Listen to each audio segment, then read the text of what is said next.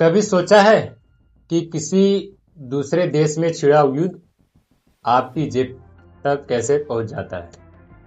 आप सुबह उठते हैं और पेट्रोल महंगा हो चुका हुआ होता है, शेयर बाजार गिर चुका होता है, हवाई उड़ानें रुक जाती है और टीवी पर सिर्फ धुआं, धमाके और डर। युद्ध सिर्फ सीमा पर नहीं होता, युद्ध आपकी जिंदगी में भी उतर आता है। हेलो दोस्तों, तीसरा दिन है और हालात ऐसे हो गए हैं कि सच क्या है और दावा क्या है समझना मुश्किल हो रहा है।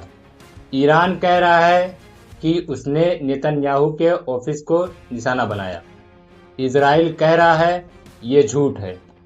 अमेरिका दावा कर रहा है कि उसने ईरान के रिवोल्यूशनरी गार्ड का मुख्यालय खत्म कर दिया, लेकिन जमीन पर असली सच्चाई क्या है ये साफ नहीं है।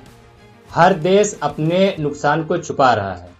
वीडियो कम है, बयान ज्यादा। बस इस बीच सबसे बड़ा असर पड़ा है तेल पर।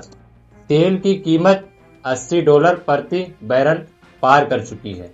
अगर हालात ऐसे ही रहे तो $100-120 तक जा सकती है।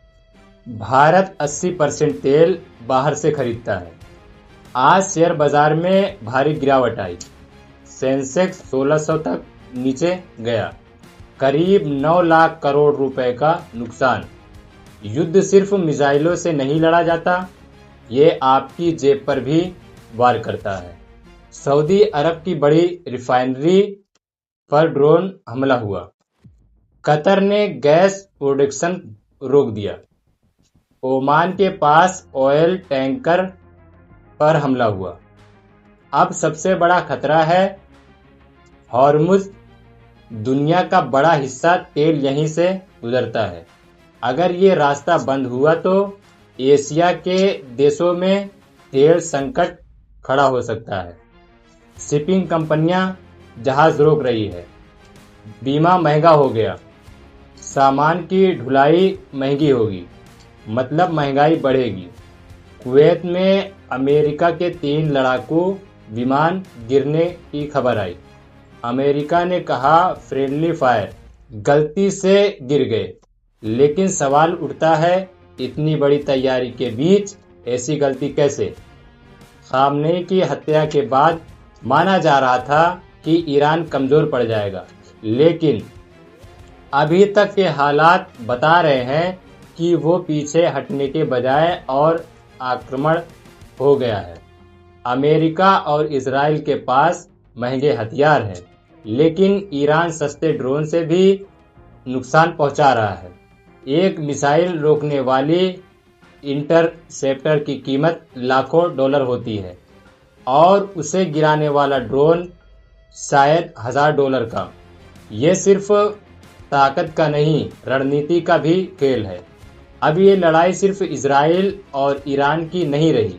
संयुक्त अरब अमीरात, कतर, सऊदी, कुवैत सब इस तनाव में खिंचते जा रहे हैं। इतिहास कहता है युद्ध शुरू करना आसान है, लेकिन खत्म करना बहुत मुश्किल। नेता फैसले लेते हैं, लेकिन कीमत आप लोग चुकाते हैं। हर देश अपनी कमजोरी छुपा रहा है, कहीं असली तस्वीर सामने ना आ जाए, कहीं लोग सवाल ना पूछ ले। इस वक्त जरूरत है कि हम भावनाओं में बहकर नहीं, समझदारी से हालात को देखें। कौन जीतेगा, कौन हारेगा, ये बात की बात है।